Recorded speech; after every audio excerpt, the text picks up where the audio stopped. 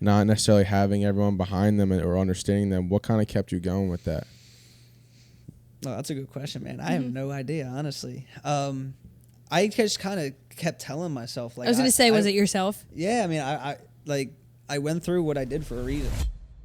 You never know what someone's going to do in their day-to-day. But then you become the person you didn't want to become. I truly believe in people. I think people can do a lot of good when they're offered the opportunity.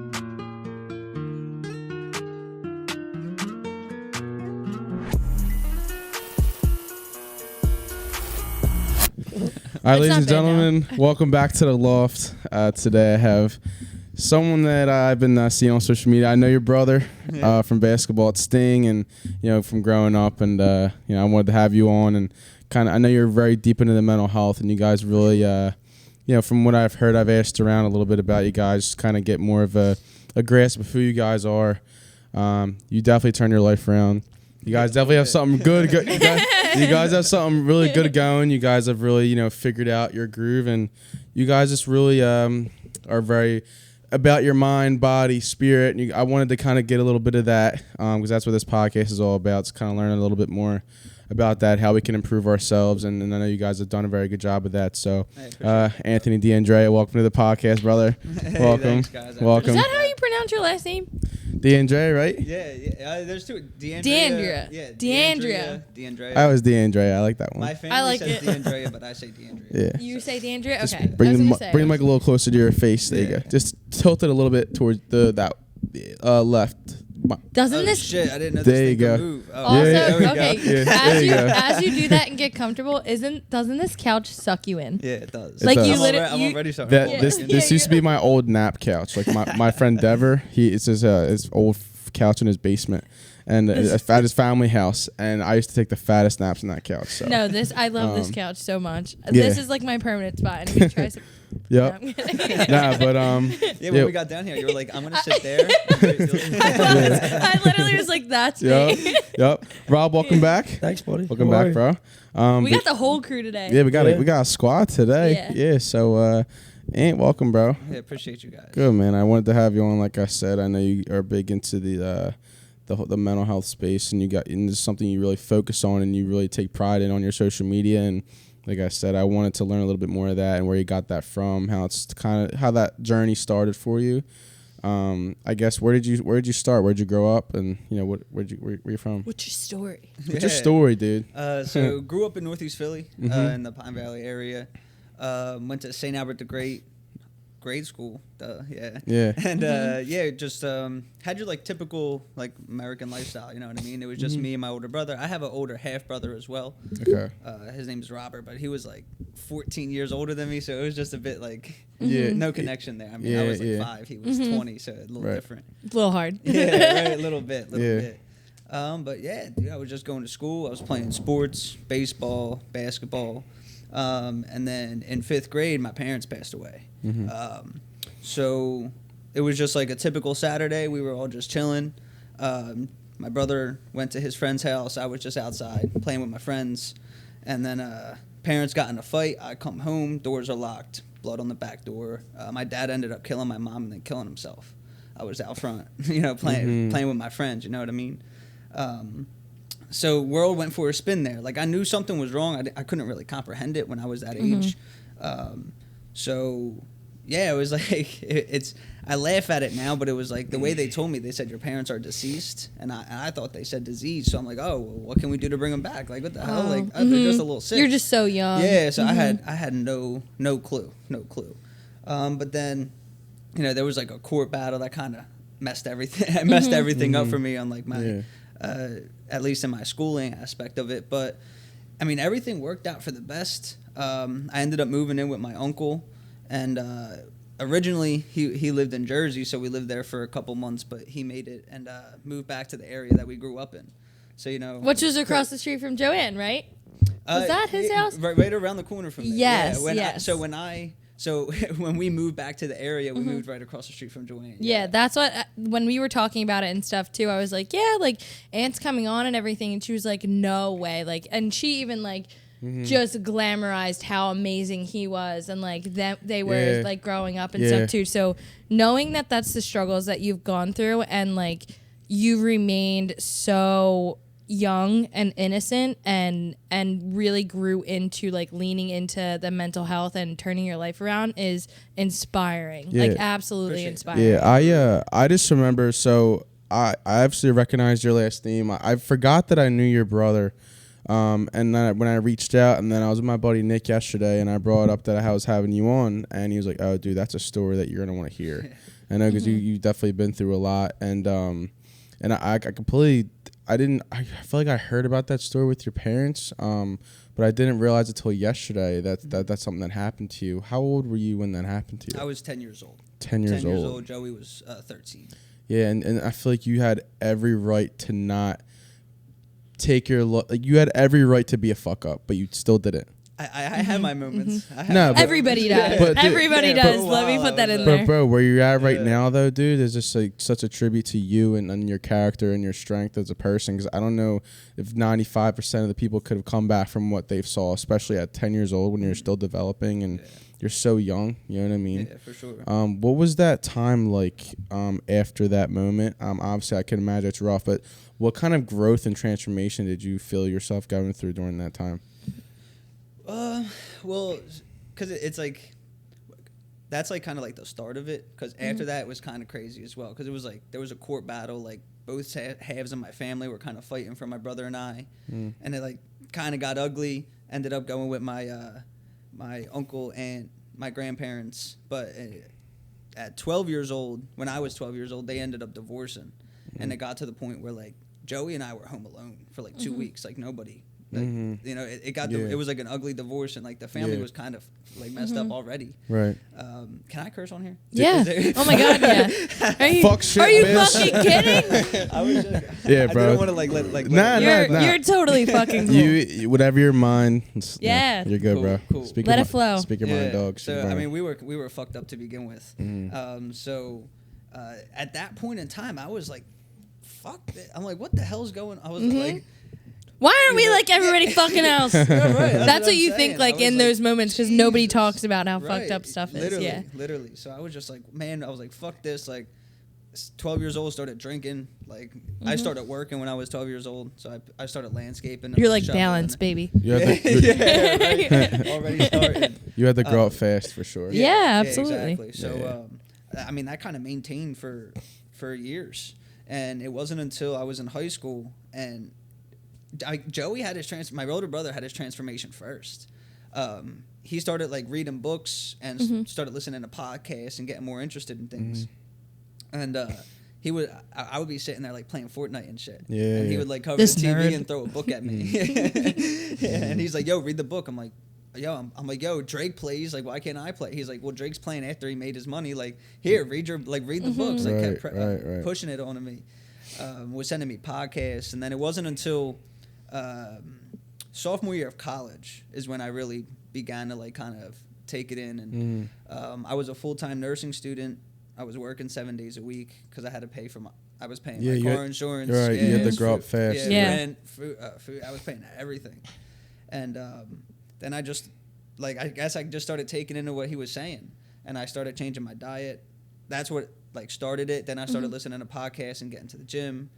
Then I was like, all right, well, my finances suck right now, so I got to figure this out too. So started dialing back on my finances and dropped out of school as well. I realized I hated nursing, like everything in me. So like that, I guess I was 19. That's a powerful move to make too, because I was bitching. Because I feel like in the back of your head, like something like that too, you're like, everybody's gonna judge me for this. Oh my God. And I feel like that's an inevitable feeling. Yeah, I mean, do you think is that something you struggled with too, just judgment of other people? Yeah, for sure. For sure. So what I realized was that everything in my life was because of what everybody else wanted me to do. And I never took a step back and was like, well, what does Anthony want? And it's funny because I've been with my girlfriend's Grace Mackle, and we just had our 8-year anniversary. So good for you. We started dating when we were 14. We celebrate love here on the pod. We love successful love. We celebrate love on the pod here when it does work out. So So during that time of like sophomore year of college, I mentioned to her, I'm like, hey, like, you know, what would you think if I dropped out of school? She's like, don't do it. Like, that's stupid. Blah, blah, blah. And then I sat there, I was like, oh, fuck. And at that moment, I was like, I know I'm dropping out, but I just don't know how to tell people. Right. Yeah, And that's what like scared me the most. So I told her, I told my brother, I told Joey, and he was just like, do you want to be in school? I was like, no. He's like, so drop out. Yeah. Yeah, I feel like Yeah. that's the best part too. Like, and it makes me so happy hearing your story and knowing Joey and stuff too, and what he's done with his relationship and his own work. Sure. And like, I think Corey turned her life around a lot too. Like, they went 180 with each other, and that's amazing. Yeah. Like, it is great to see you guys do that. It still shocks me today. And like, when I think about, and this is a genuine statement, when I think about like certain things that I want to change in my life, where you kind of look at outsiders like on their social media and you're like, how did she do that? Corey is one person that I look at all the time, because she did it at such a young age. Yeah. Oh, with absolutely. Joey.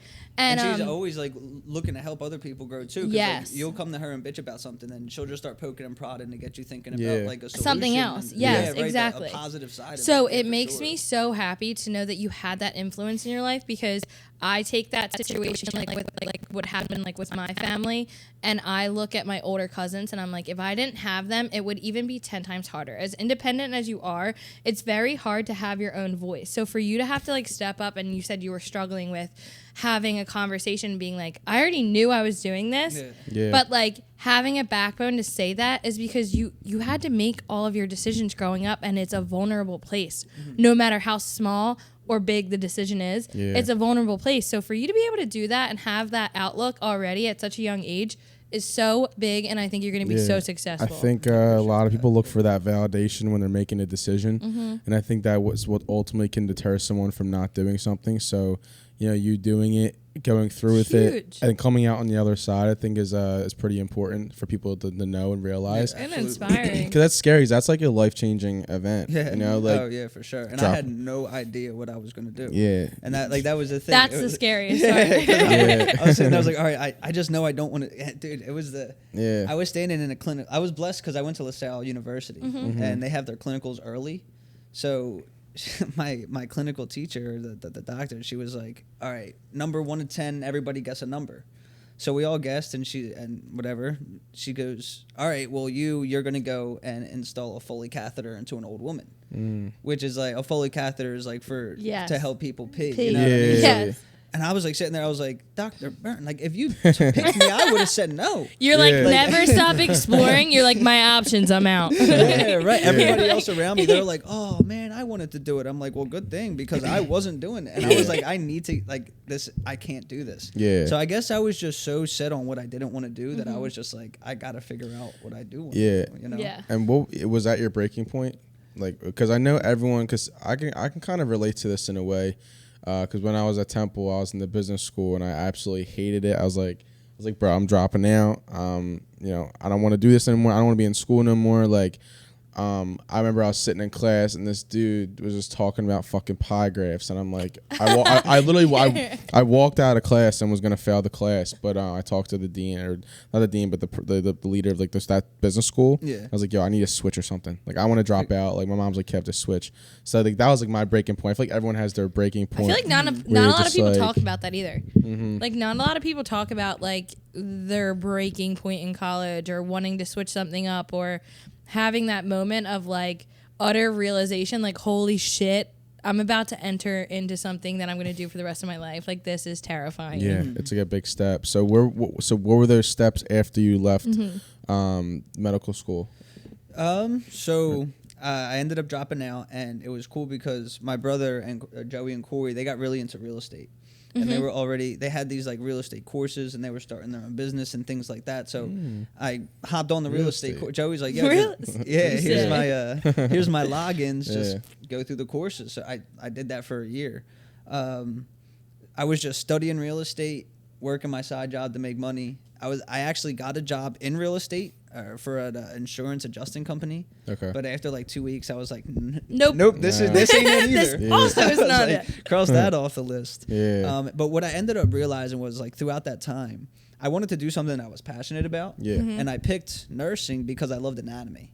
And I took anatomy in high school, so I just put 1 and 2 together. I was like, oh, anatomy, nursing. Well, that's how it starts, though. That's how it starts Yeah, finding your passion. Yeah, you don't exactly. There's like a flickering little light in the back of your head. I don't know. Yeah, like I know there's like, so when people think about like finding their passion, it's finding something that remotely interests you, and then that sparks into something bigger. It's never like, oh, like I know that I want to be an artist right away. That's my passion. It's no, I like doing paintings, and then it turns into I like doing sculptures. Then it's like I like doing, you know what I'm saying? It's kind of like all encompasses. So like if people like listening, like, oh shit, I don't know what my passion is, just throw something at the wall, try it, and see if it sticks. Exactly. It's something small, you know what I mean? It could be literally anything, and then that's what builds it like into a passion. Right, you know, for sure. But yeah. So you mentioned real estate, right? Yeah. And then so what got you? So I know your brother had a huge part in that. So where did I call it your wellness journey? Where did that start? Yeah. So I got really into. I was still like during that real estate thing. I was still listening. I'm a big fan of the Model Health Show. It's a podcast on the dude's name's Sean Stevenson. Mark that down. Okay. And, Huge it's I love it. Right. I still listen to it today, and it's just funny how shit works. Right. So like I walked into the gym one day, and I was just like, I need to listen to a random podcast. So I just scrolled all the way through it and picked a random episode, and on that episode was an ad for a school that he's on the board of. And I was like, huh? He's like, yeah, just take a free course, like an intro course to it and see what it's about. I was like, I'm like in the gym, I signed up for the course right away, and I went and took it was just like a introduction course. Yeah, it's awesome. And signed up. I had someone, it's called the Institute of Transformational Nutrition. So one of the coaches reached out to me, and we had a conversation about it. And so it was like right when COVID hit. It was definitely expensive, and I honestly, I was just like, all right, fuck it, and I put all my savings to it. I like black out when I do things like that. I'm like, if I just do it really quick, no one's gonna realize this. And then you check your bank account, and you're like, please be worth it. Yeah. Right, exactly. I avoid checking my bank account, but go ahead. Yeah, so it was a scare. It was like $8,000 at the time. Like it wasn't.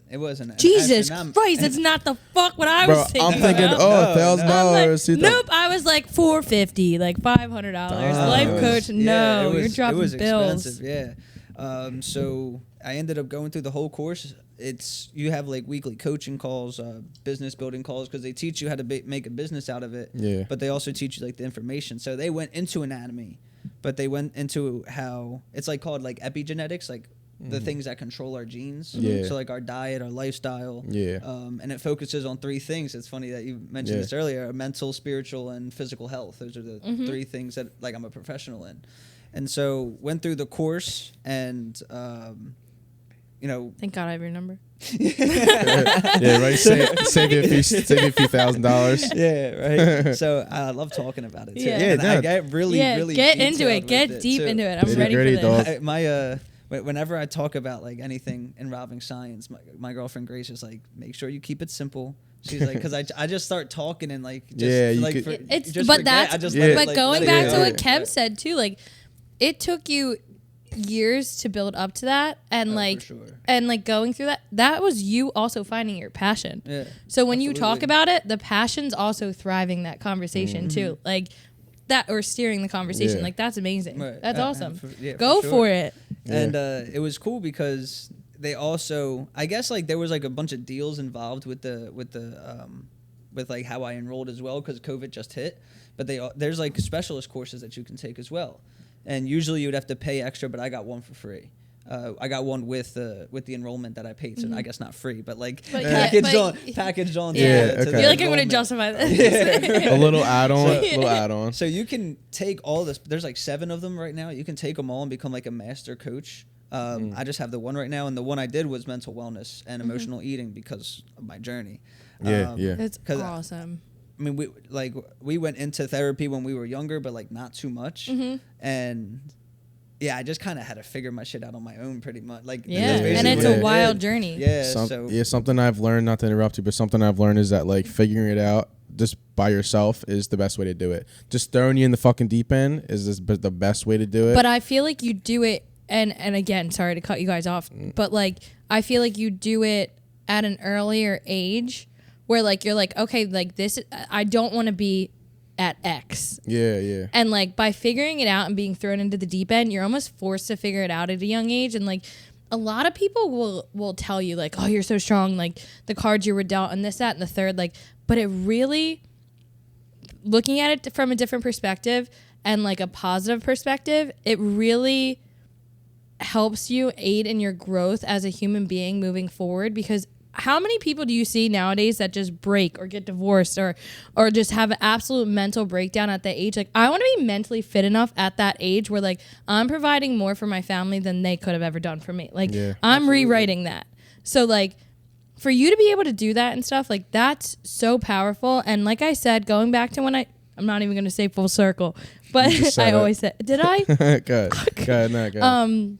But going back to like me saying like you're going to be successful, like your mindset, even going into that and being able to thrive or like provide the passion behind it too, is absolutely going to be a catalyst in your growth. And that's amazing. That's awesome.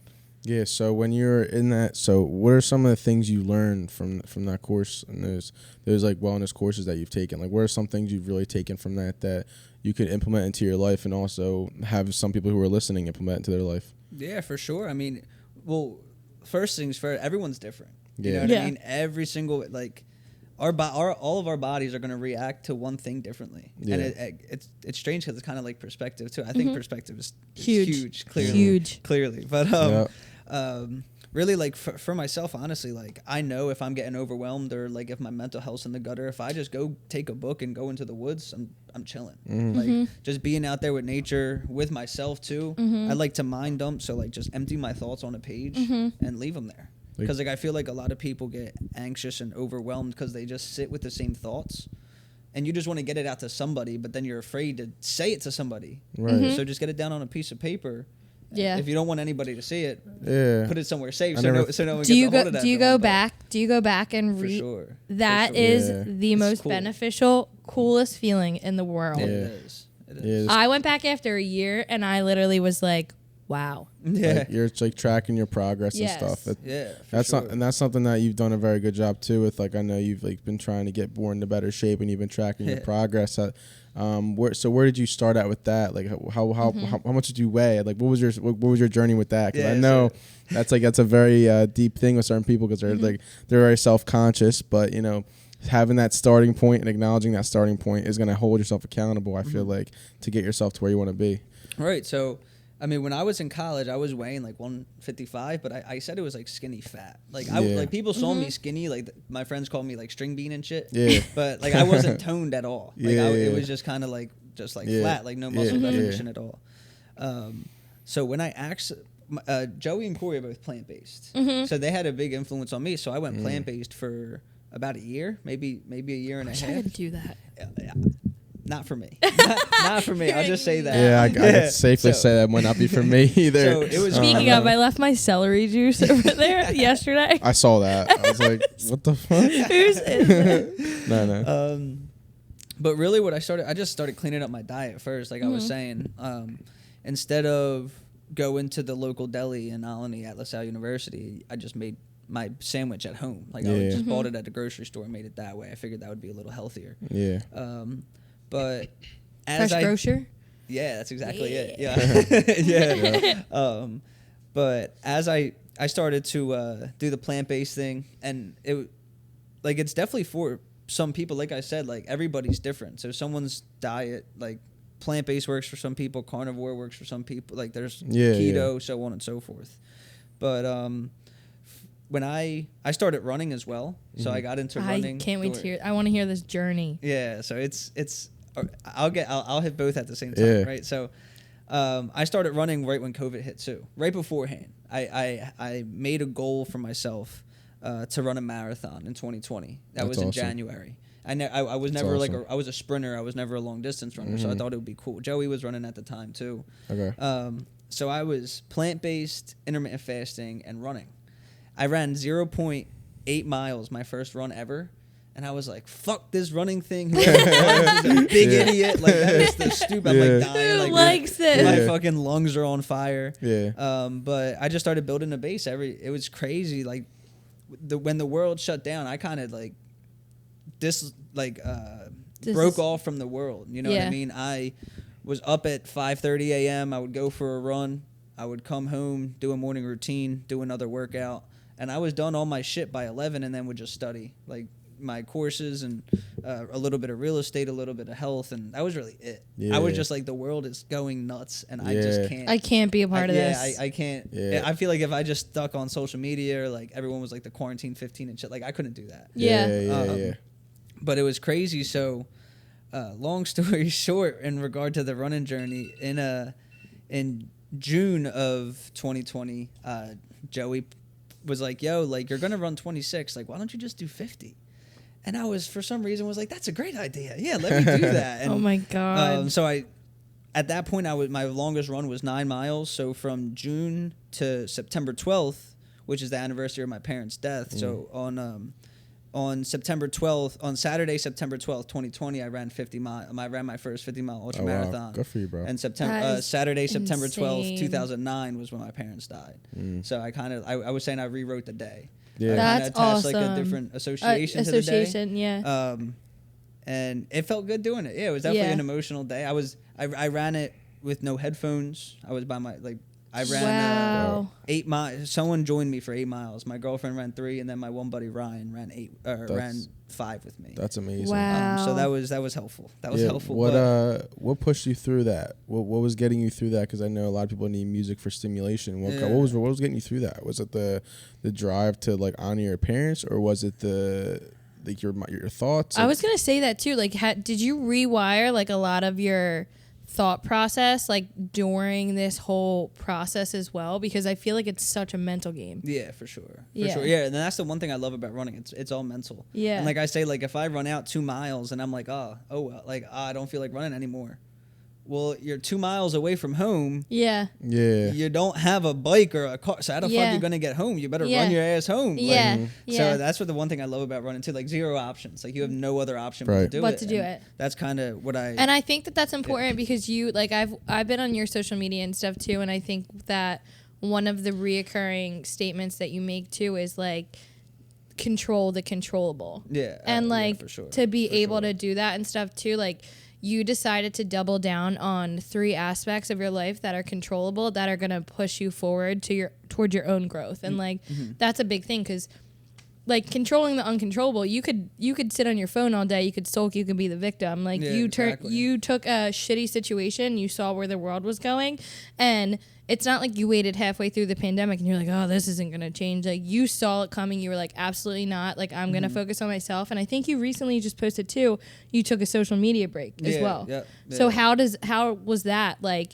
How awesome. often does that is that the first time you did that? Pretty much, yeah. Yeah, okay. Yeah. And like how long was that and what was the process like? And where did you see yourself slipping? Well, it's difficult for me because I don't know if you guys know Gary Vaynerchuk at all. Yeah. So he talks about being a producer and a consumer, and most people are consumers on social media. They go on social media just to scroll and be entertained or learn or whatever it is. Yeah. Compare. It's a loop. So you mentioned Gary Vee. That is true though. That like there are producers, there are consumers, and when it comes to social media, see, I feel like everyone has a negative connotation towards it, and it's all about how you use it. With social media? Yeah, because dude, don't get me wrong. It can like literally, it can fuck you up, like because it's that constant, like I said, even the last few episodes, like that dopamine hit. It gives you it constantly. It's like people are looking for that, craving that, and it builds a bad habit because it kind of like molds your body into like needing that, and it raises that tolerance for it, or that threshold for it. Yeah, for sure. You know, so when you had that social media cleanse, what was your day like? What did it do for you bodily, mentally? What did it do for you? And how long did you do it for? So I only did it for about like 8 to 9 days. I just deleted the apps. And I'm telling you, that's still huge. Yeah, it is. And it's funny because then you'll find just like, I'm saying I'll open my, like for a while it's just a habit to like open, get on your phone and click Instagram. Yeah. So do you ever open your phone and you don't see the apps too, and you're like, I'll click the fucking weather and I'm like, all right, this is me checking the weather for the 10th time today. Yeah. Like, I caught myself really using it a lot, like social media a lot, and just like being on my phone a lot. And I've been like rearranging my apps. Like I moved like Snapchat, Facebook, and Twitter on a different page. I have it's just Instagram, like because I catch myself in that loop checking Twitter. And especially when the whole James Harden shit was going down. That was bad. Yeah, that was really bad. Like being at work and I'm like, I'm not getting anything done right now because I'm waiting for 3 o'clock. I got my screen recorded time. Like, you know how it does that? It was like, it shot up by like 30%. I was like, all right, thanks, James Harden. Like, Jesus. So I wanted to ask too, van life. Oh, yeah. Talk to me about it.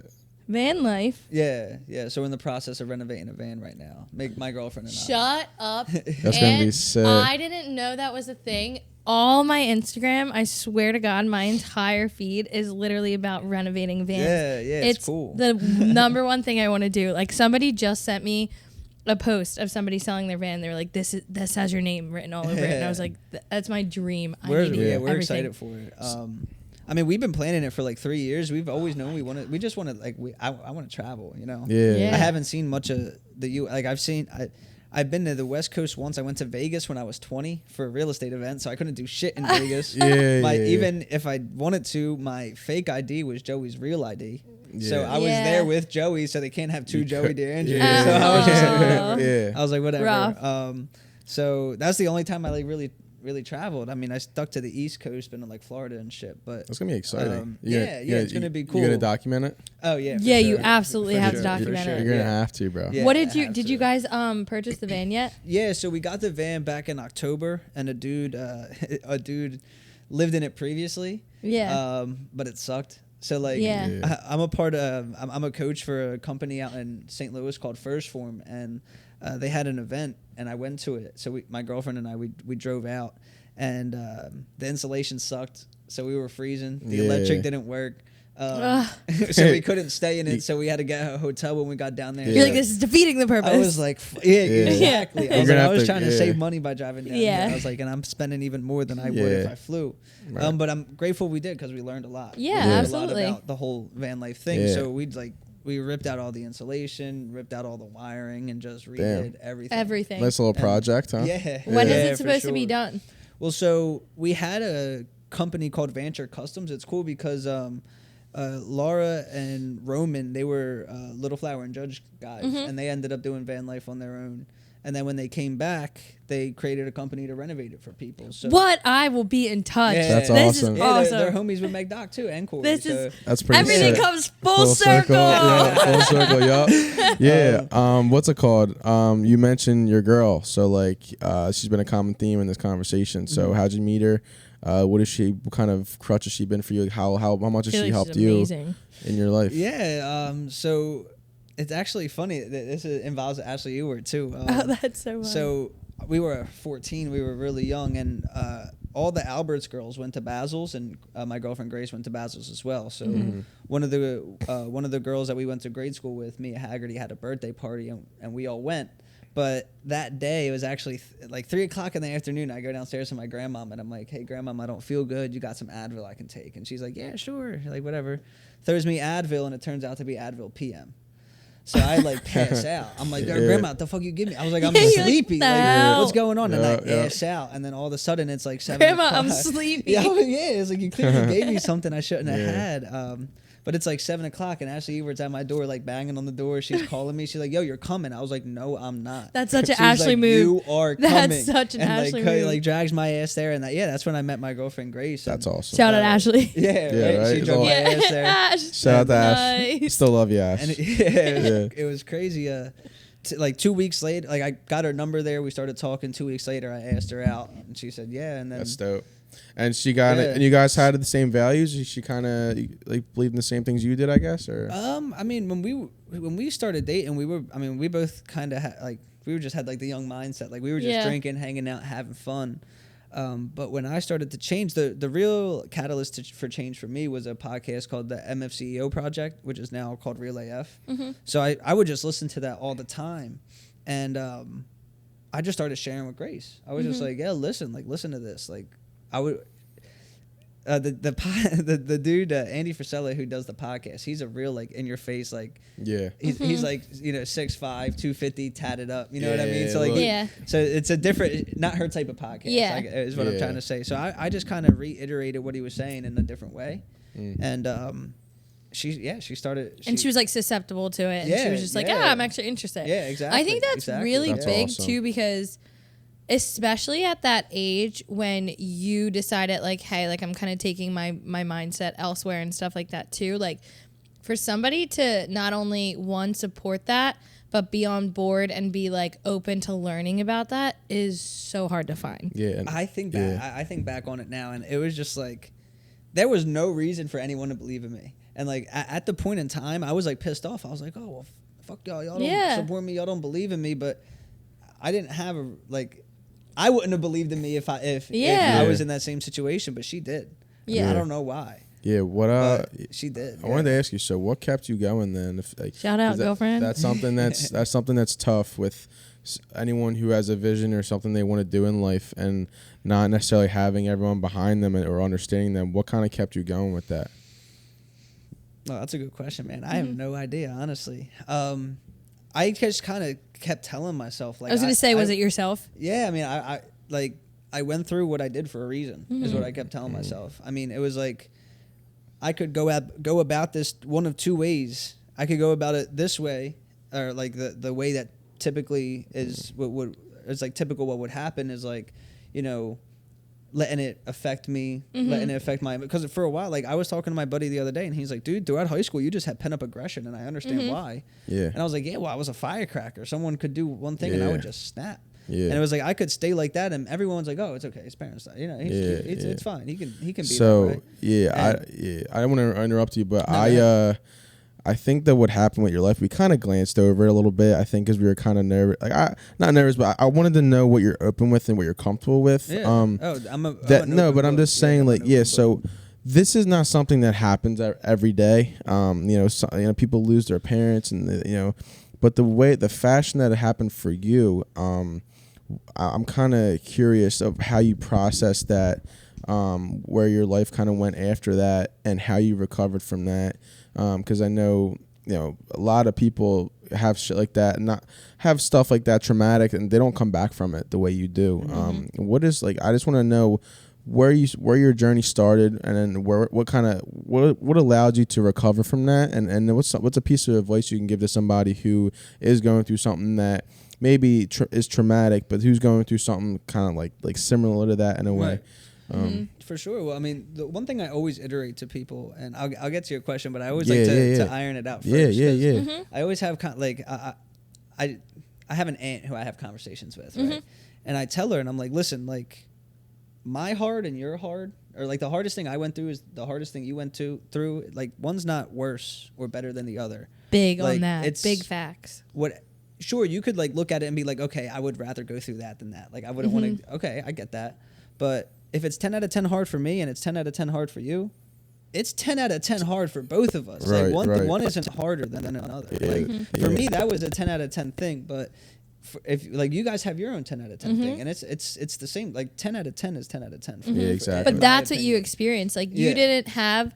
It's not like you lived another life where you were like, oh, that was just so much easier. Like I can't believe I'm going through this. Like you had to go through what you went through. Like you didn't have a choice. Right. Yeah. Exactly. Like that's why I always reiterate to people too. Like I always say, no matter what your trauma is, small to large. Like I had so many people for the longest time be like, but my trauma doesn't compare to yours. Like doesn't mean I'm sitting there and comparing my trauma to anybody else's. That was my experience and that's your experience. And like as a human being, the way the body works and the way people process trauma, that literally does something to your chemical imbalance and the way that you react to things, no matter what you go through. Absolutely. So that's awesome that you even can have that reflection. Like that's huge. Yeah. Well, the one thing that I learned in the schooling that I went through as well is if people have unresolved trauma.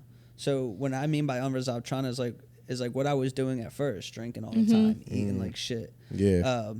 I would allow that the event that happened to me kind of like validate my bad decisions and my bad habits that I had. Right. And that's something I definitely don't recommend to anybody.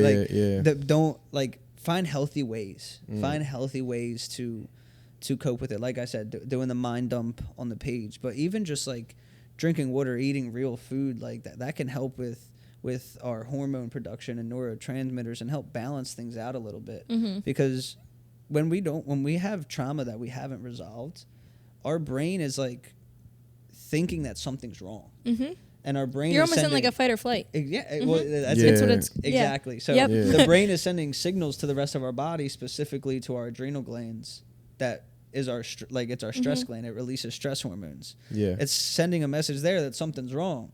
So then the adrenals are just constantly pumping our stress hormone, and we're constantly in that fight or flight mode. Right. So then little instances that shouldn't piss us off freak us out. Right. And like chronic disease like diabetes and cancer, like a lot of that stems from inflammation, which could stem from unresolved trauma. It's crazy how everything is connected. Wild. And it's wild that we don't learn about this more in like an open platform. How did you resolve your trauma?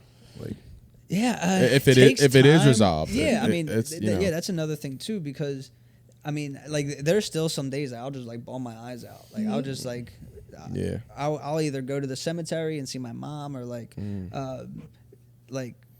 voice to my girlfriend, like, you know, so like I'm not feeling like myself, like, you know, I'm going through it, and I don't know if I'll ever completely get through that. I don't think anybody really completely. We've touched on that a lot. Like you go through your journey and stuff, and like it's hard to sit there and like I think one of my biggest things was like openly talking about mental health and then feeling like a fraud on my bad days.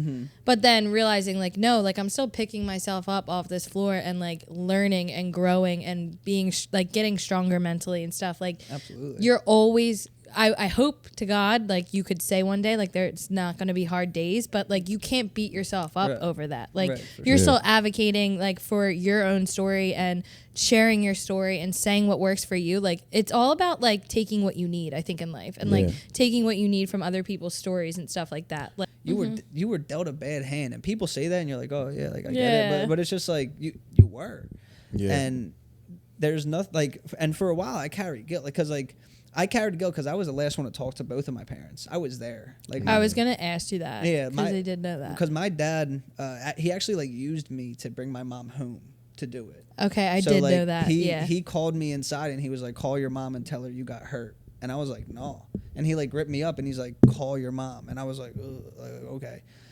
And then I come home and you know what I mean. So like I was he looked me in the eyes and he was like, "When you hear that door shut, you run from here and you never come back." He said that, and you remember like that, clear as day. I just got the chill. Yeah, clear as day. Clear as day. And then when you went back to, and like you said, if I cross any boundaries, like absolutely open book. Yeah. When you went back to the house, like the doors were locked, but you saw blood, right? Yeah. Did you on the back door? Did you know that something was wrong in that moment, and where did you go? Well, so I've never said this before to anybody, right? And it's so crazy to me because for a while I struggled with faith, right? I struggled deeply with faith. I'm just like, for a while I was like, well, God, fuck you. Like, you know, like why me? You know what I mean? Like, what the hell? Like, fuck. Yeah. But one thing, and like this to me just confirms that like God's real, like who there's a higher power. I don't know if it's God. I don't know if it's the universe. I don't know what it is. I believe in that. Yeah. No, but like no, I don't think anybody really does. But we just have our best guess, right? And it was like 3 p.m. I just get home. I knew something was wrong. I was like riding home from my buddy Aunt Boyle's house. And I was like, dude, there's something off. Like something's not feeling right. Yeah. So I get home and I go to enter the house and it's locked. And I look at the window and I'm like, wait, what? So like the windows were up, like the curtains were up. So you should be able to see right through the house. Yeah. And I'm looking up at the sky and the sun is directly on the house, but I can't see inside of it. Yeah. Oh, wow. I'm like sitting there. I'm like, yo, the light is there, but it's dark. Like I can't see nothing. I was like, why can't I see? I just saw my dog, and that was it. He was just sitting at the bottom of the steps. Yeah. I didn't know what to do. I was like, I'm locked out. I just laid on the fucking front porch. That's all I did. Yeah. And then my one buddy Joe Hearn pulled up, and he was like, yo, man, like, what are you doing? And I was like, he's like, I thought you were going to write a book report. I was like, well, I'm locked out. Yeah. And then he went out back and he screamed, and then I went out back and I saw it, and I like, it was just a blur. Yeah. So we went up to his house, who was at the top of the corner, and we got his mom, who came down, and then got the neighbors and called the cops and brought us back up to their house. Where was your brother at during this? He went to his friend's house. Oh, okay. So he was at his friend's, or he was at his friend lived on our street, but they were at his aunt's house because they were best friends their whole life. So he was close with the family. Yeah. So he wasn't home, and I called him on the phone, and I was just like, something's wrong. You got to come home. Yeah. And that was really Did that cause a rocky relationship between you and your brother? Or did you think that you got closer in that moment? We got closer. Closer? I would say. There was obviously a lot of tension because we were going through a lot. You know what I mean? That's why I asked that too, because I feel like there's so many different reactions that an individual can have in a situation like that. So it's good that you guys had each other. A lot of emotions. How did he take it? I mean, he was kind of on the same path as I was, fighting, drinking. That's really what we were just doing, the typical Northeast thing, right? And he was throwing parties. He was, and like you were saying, a complete 180. So I mean, we both were kind of taking it the same way. We both didn't really have any therapy, or we like. At our schools, we had conversations and counseling, and we were blessed because we both went to LaSalle High School. A family friend works there and was able to help us out with it. Yeah, and he was actually our family friend's the head counselor there, so he was really able to help us out throughout high school. Good. LaSalle had like a program for people who lost parents. So like every Tuesday morning, we would go in early to talk with kids that were in the similar situation. So there was I guess it wasn't like a little bit of an outlet, right? Yeah. Did that help you, those classes? Honestly, not really. Because I can see where they wouldn't help. And for me, I was the youngest one there, and everybody lost a single parent.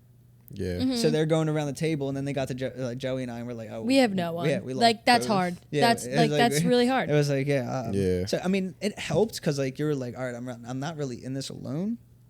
But then again, it. But I feel like you also detach at a young age sometimes too, where like I don't remember 5th to 7th grade. I don't really remember really much. I say that to my girlfriend a lot. That's hard too, because what that goes hand in hand with, and that goes back to like the psychological aspect and the chemical imbalance of things, is when you disassociate like certain years, or like that's basically your brain going into chaos or fight or flight and stuff like that. And through therapy, you can go back to those moments and realize those. But what happens is when you start to remember repressed issues, you start to put like a whole storyline together, and like it brings up even more trauma. So like it's insane what your body can actually do with traumatic events like that. Oh, absolutely. Like it's crazy. It manifests itself in a lot of different ways. Into so many different disease. There's so many different things. Absolutely. And I wanted to ask too, so with your extended family, like I know you said it was a little bit messy with like court and stuff, like did you have other stable family members to go to? Like what was your life like when you had that? Because I don't have that. Like I'm living with Joanne. That's why I'm relating it back to that, because, and I think it goes hand in hand with showing your own independence as well. So, I mean, we don't talk to my dad's side of the family. We do here and there. His mom still texts me, reaches out to me. We talk, see each other sometimes, but really not too often. Yeah. When it happened, I really didn't want anything to do with my dad. I was kind of like, go kick some rocks, do some glass. I don't need you. Like, you don't want to be associated. Right. Understandable. So then, with other family, like a lot of like I said, that like the divorce occurred and we were kind of on our own for a little bit. My great grandparents, they're still alive actually. What? That's awesome. That's amazing. That's amazing. In 7th grade, they moved down to Georgia, and then my aunt and uncle divorced and kind of went their own way because that's why we were alone. But when they found out we were alone, they came back. But now, I mean, my great grandmom's in a nursing home. My grandmom, who lived in Florida, came home.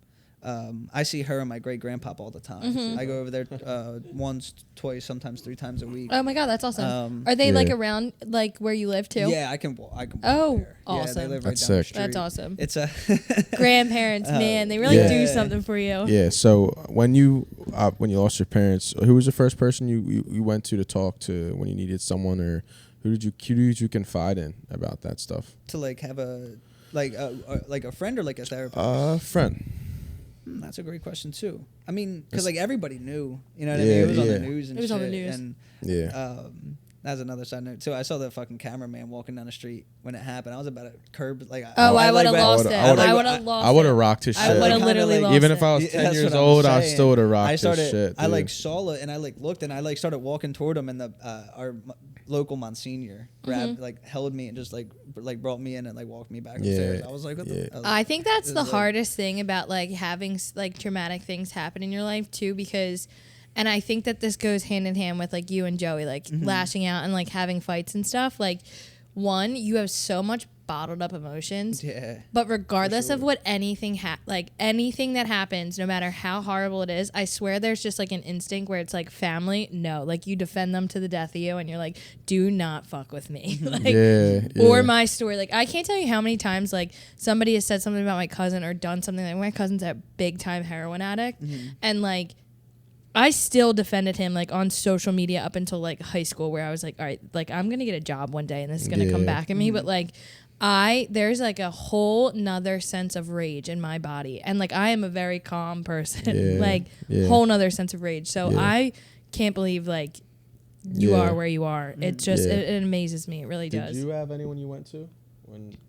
No, probably my aunt, but like real sporadic. Yeah. Do you see a therapist? No. You should see a therapist. I'm good. Therapy. Do you believe in it? No. You don't.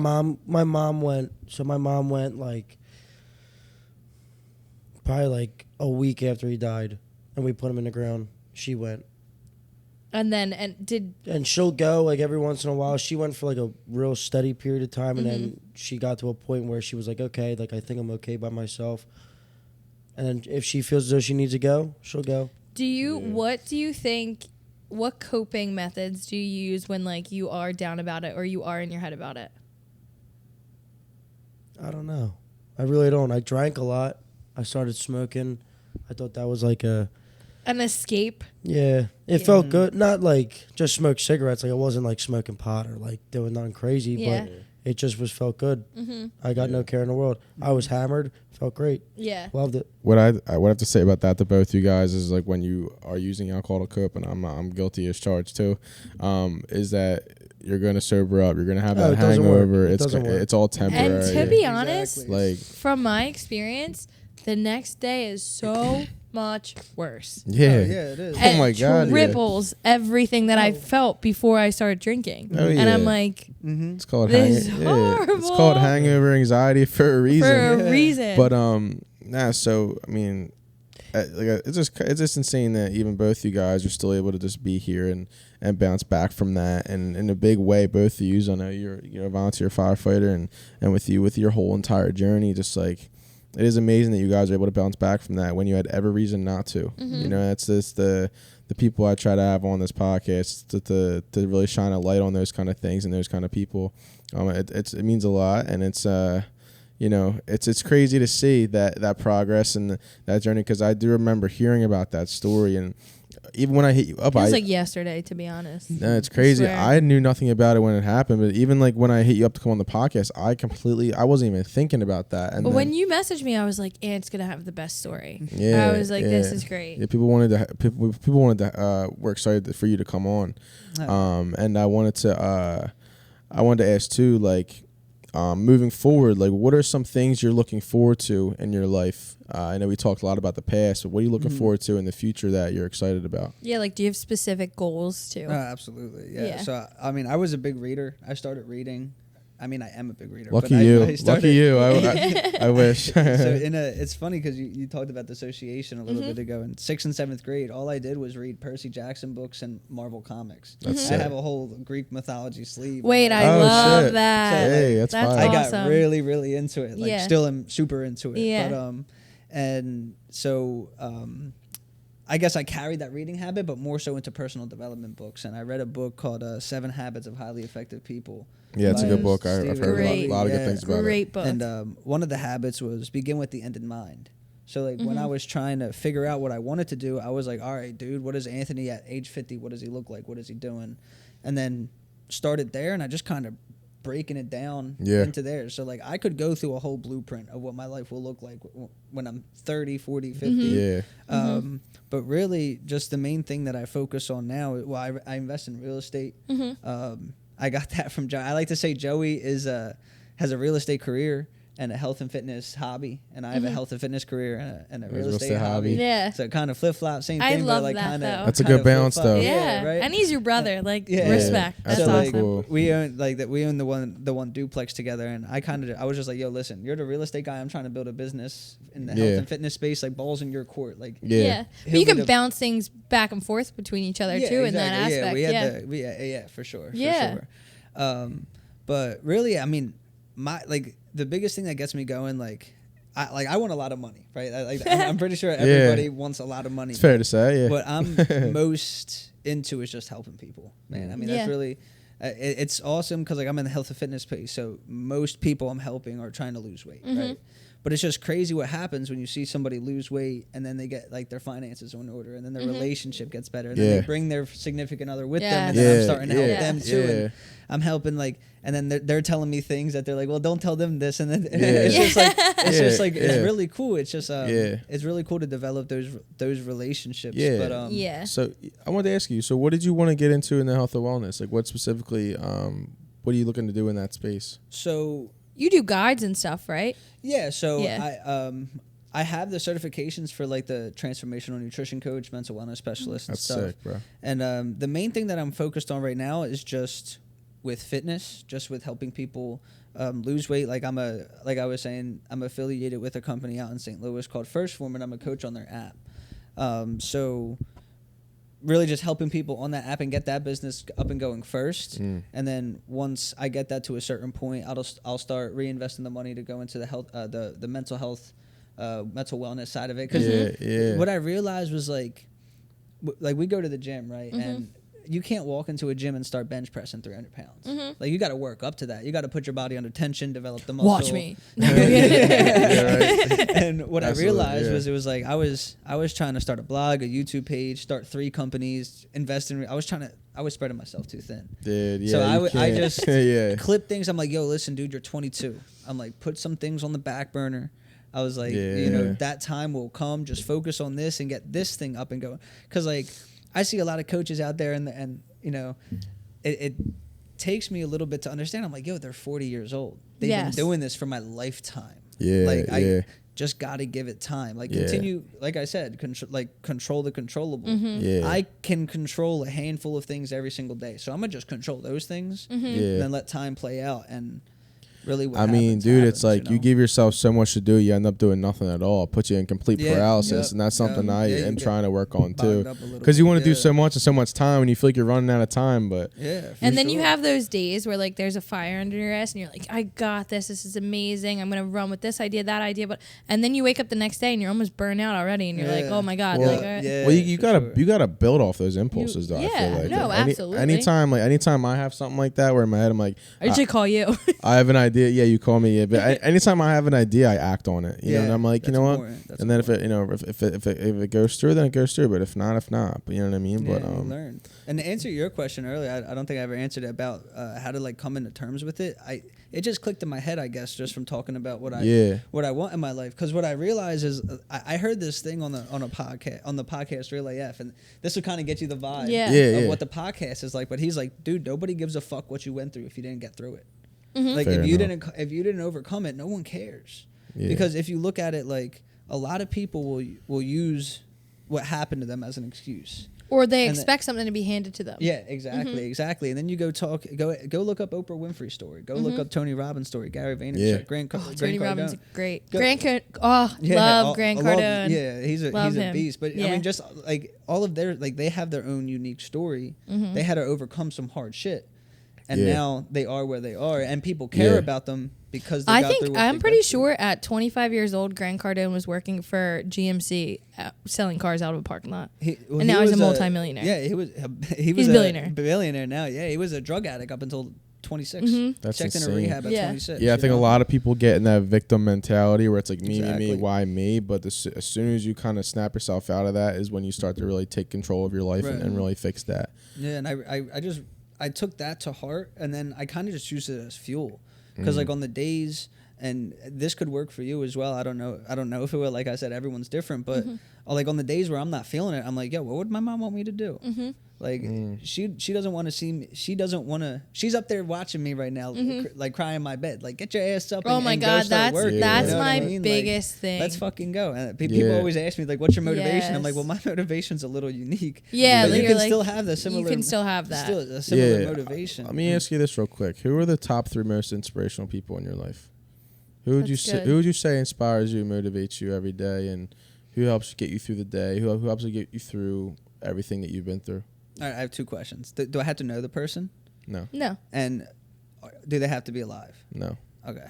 All right. So number one, I would say my brother, because he, like I was saying earlier, he was the catalyst for change for me. He was the one that just kept pushing it.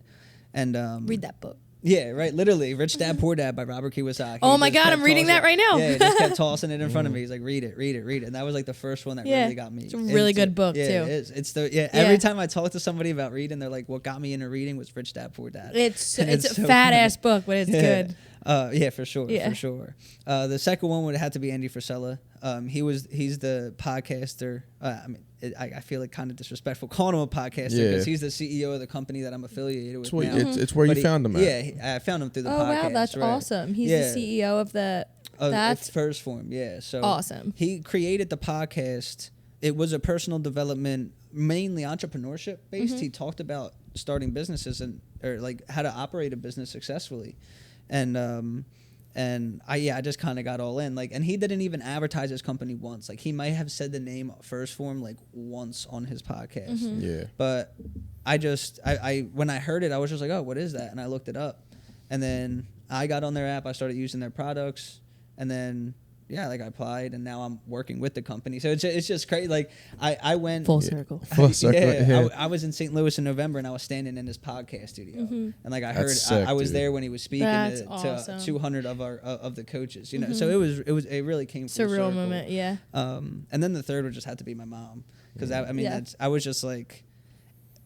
Every time I go through something difficult, I'm like, well, she went through something way more difficult. I mean, like, she got stabbed to death, you know, by her husband. Like, I don't know what she was thinking. I don't know what she was going through. Like, but to have her like right, and it's just like her strength. Really, it's just understanding. It was you just get to carry that now. Yeah. You call on her a lot for strength and guidance. That kind of goes into another question that I wanted to ask when you said you were questioning your faith and stuff. Like, I think one of my biggest things, like going into like my own like breakdown, was I was questioning a lot with when my grandparents died, and I got unbelievably too spiritual, like to the point where like I was like questioning so much, and now I'm like, I think I've dove in a lot deeper into like faith and God. Where do you stand with like your spirituality, and like how does that go hand in hand with like your health and mental wellness? Yeah, so like spirituality is like, so I feel like people get religion and spirituality mixed up. Like spirituality is just like, you know, is like a community, feeling like a belonging. A religion is more so like Catholicism or Christianity, right? And for me, I'm spiritual. Like I was saying, I don't know there's a higher power. I know that for sure. Would you say you believe in a higher power and you're mindful? Yeah, for sure. Yeah, for sure. Like, I think that's like where I would stand now in my own headspace, and just be like I'm really big on meditation. Yeah, me too. Giving myself like the time, like you said, go read a book, and like I think the last episode we were talking about, do you have a spot to go to? Like, do you go to like the river, whatever? Like, I go to the rock. Yes, yeah. Like I have the spot. I usually bring a book. Like I'm always alone. I like to be in nature, but I'm more mindful because that's me. Not isolating, which I would do if I was in like a bad spot. It's more so me isolating, I guess, in like a healthy manner to like get me back on track or keep me on track. Yeah. Would you say you're more down that path? Yeah, I would say so. And it's kind of interesting you asked that too, because I just finished, there's like 8 pages left of the book I'm reading called Power of Positive Thinking by Vincent Norman Peale. It's weird because it was written in like the 50s. Yeah. So it's kind of like the verbiage is a little different. Right. But I didn't really know what to expect from the book, and it was a lot to do with the Bible and a lot to do with about God and Jesus, and it piqued my interest. So I pray a lot more now. I want to read the Bible. I've never read it. I went to Catholic school for fucking 12 years. I have a really good book for you. I will give it to you. It actually goes well. Did you ever read The Four Agreements? I've heard about it. I've heard very good things about that book. Four Agreements is hands down probably like one of my favorite go-to books, and it's a little guy. Like, it's real short. But there's another one, I have to look into it. It's basically like a Bible, but it's like based off of another, like a breakdown of another book, and that's what it just reminded me of. But after the podcast, I'll look it up and I'll literally send it to you. It's amazing. Yeah, definitely. It's something I kind of wanted to like kind of end off. We got like 10 minutes left. I wanted to end off with this. Like, I don't know if you've heard this. You probably know. Obviously, you're a wellness coach, but like when I talk to people, because I run a nonprofit and I talk to people who are addicts or parents of addicts every single day, and people who've lost someone in their life. It's like, it is now your responsibility, like not a way to remember somebody and to keep somebody present. I firmly believe is to do it through your actions and to honor them through your actions. And Absolutely. whether it's like honoring them as their quality. Let's say your mom was an amazing person. She was a strong woman. She was gentle. She was nice, kind. By you kind of using, like, acting in that way is a way to really remember her and keep her present. I don't think that people, when someone passes away, they don't leave. I think that our actions can carry out them, and it keeps them alive in us, and it shows that in a positive way, and it really dictates who that person really was through your actions. You know what I mean? Yeah, so absolutely. Something that I always try to tell people. I had this girl Allie, who's a volunteer, and her mom, they lost her brother and her mom's son like 6-7 months ago. And I always told them, like, because they volunteer like every single week, they bring bags and bags of stuff every single week. They're amazing. And I let them know, like, listen, like, these actions, they always said that their son always wanted to give back to the community, always wanted to give back to addicts, because he was suffering too, but he always wanted to help people. And it's like, by them doing that is them honoring him. Absolutely. And they're showing who Dylan really was, and that they're remembering him by that. So I know you've lived such a good life. You've really built yourself. I didn't really know, like, obviously I had an idea of it, but like learning more about you and learning about your story, it's like, it's miraculous how you were able to come back and you were able to just like continue your life and not just live it, but thrive in it, and inspire other people. Like us, like, I'm inspired, like, I really am, like, just by, it's tough because especially in Northeast, it becomes a bubble where, it's frowned upon to want to rent a van or want to read books or want to improve yourself and not be at the bar drinking all the fucking time. Like, so it's really inspiring. And it's like, I think a lot of people can learn from that, so I really commend you for you for sure. I'm so excited about the van. Like, me too. Low key scoot me, dog. Like, like, so where are we going first? Yeah, and I want to shout out your girl too, and Joey's girl, and Joey too. Yeah, and I know we didn't touch on Joey. I definitely want to have you guys back on. Yeah, and sure, whenever he's not wherever the fuck he's at, I don't know where he's at. When I tell you, Corey got me through high school with how funny and quirky she was, and then to see her do a 180 and she's like, "I'm plant-based." I was like, Corey? What? Shout out to Corey. Yeah. I mean, Joey and I he would make breakfast every morning. It would be ground beef and eggs. And the next day he's like, "Yo, I'm plant-based." I was like, "Bro, what? Yesterday you just gave me eggs and ground beef." You just gave me what? Gave me the craziest meal ever. Yeah. Wait, so quick question before we end it off and stuff too. Like, I know that you mentioned like your health and wellness journey and everything, like, and your coping mechanisms and stuff. Like, what's a typical like have fun day look like between you and Grace? Like, what are your hobbies, like, besides everything? I know you could say reading and stuff's a hobby and everything too, but like, is there anything that like do you still drink? Yeah, I mean, here and there. Yeah, a lot less than I had before. Yeah. So the dude Andy Frisella, he actually created a program called 75 Hard. Yeah, it's like a mental toughness program. No alcohol is one of the five critical tasks involved with that. And I've done that a couple times. I'm going to be starting that again soon. Text me. Literally. I will for sure. If anybody's like in a mental funk or trying to increase their discipline, definitely check out 75 Hard for sure. I want to check out that podcast. Actually. I want to do the podcast that I'm going to buy a van tomorrow. Right. You're like, actually, Paige doesn't do the podcast anymore. She's in Arizona. Yeah, she bounced. Yeah. So Grace and I actually we have 2 dates a month. So I saw that on your social media, and I love that. So like I'll surprise her with one, she surprises me with one, and I mean usually like we always like to be outside with like fresh air, sunlight idea. Yeah. Trying to stay off our phone. So I mean, sometimes it's just going out to eat. Sometimes it's hanging inside and watching a movie. Mini golf a lot, but yeah, I mean, just. How long have you guys been doing that? November of 2019 is when I came up with the idea. I read it in a book. Hear that, Rob? See,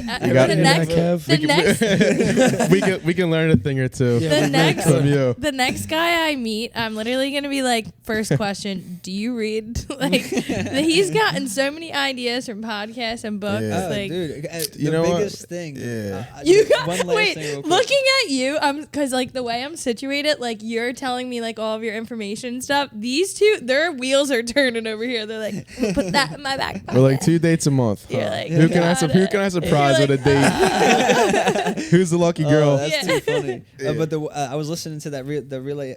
It was the MFCEO project. Now he talks a lot about politics now, but if you go back, you can see where the breaking point was of his old podcast, MFCEO project. There's like 300 something episodes, and I even started going back and listening to him now. To them, yeah. But he had Jocko Willink on. I don't know if you guys are familiar. He's like a Navy SEAL, ex-Navy SEAL, big on leadership. And the one thing that he said that stuck with me for my whole life was people say learn from your mistakes, but it's not your mistakes that you have to learn from. Like he has a book called Extreme Ownership and Dichotomy of Leadership, which is learning about leadership qualities and discipline from a Navy SEAL, from the man who created the Navy SEAL practice. You know what I mean? So like you're learning leadership qualities from somebody who's done it. Like I can learn from his mistakes. I don't need to learn. See, that's the biggest thing. Like that's.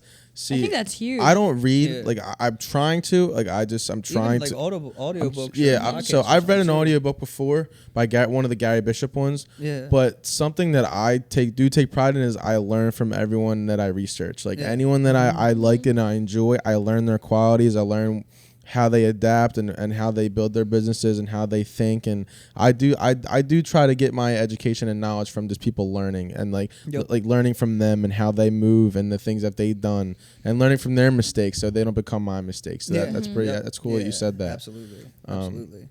But yeah, I'm going home like Oprah Winfrey's story. I need to learn about her. Check it out. Yeah, I've never dog. heard about her story actually. Yeah. Really? Check it out. Wait, so can people hit you up and like, anyone can hit you up for wellness? I mean, I'm on Instagram. I'm most active on Instagram. I have a Facebook community. It's free to join. Hell yeah, bro. Listen, bro, send me those links. I'll have them all linked in the description. I want an update on every movement with the van. Yeah. When we finish up, I'll show you. I'm going to lose Paige. I'm losing Paige. But dude, it was such a pleasure to have you on, man. You're Thank you for having me, guys. You're a refreshing human being, and you have a really good head on your shoulders when you had every reason not to. You're an inspiration. That's something I respect a lot about you and your brother too.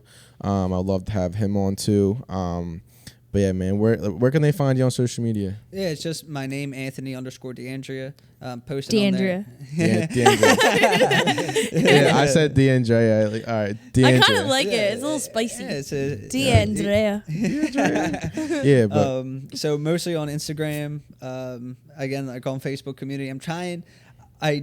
So First Form helps me out with like marketing and like social media and stuff. So I'm really getting pressured to like branch off of Instagram and start on a different social media. So I've been checking out TikTok.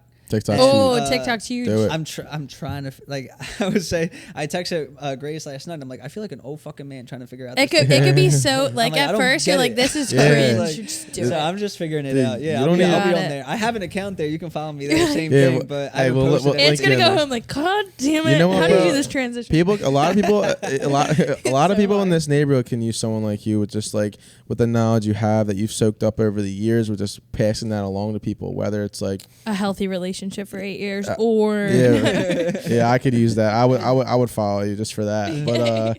But people can learn from you, bro, for sure. And I think you posting that.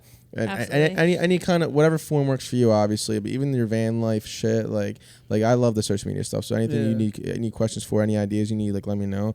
Absolutely, but I appreciate that, that'd be cool. So definitely post on TikTok. I think you'd be super successful on TikTok too, especially in that like light. Yeah, you'd make it killing, bro. But man, this is the Loft with Anthony. What episode is this? 43. DiAndrea. Yeah.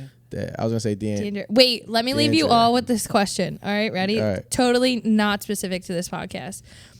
How do you pronounce Balacyn? What is it? Balakinwood? How do you spell it? Yeah, I was just about to say Balakinwood. Balakinwood. You say Balakinwood? Yeah. What do you say? Balakinwood. Okay, so many people say Bala Sinwood. All right, guys. Bye. Bye.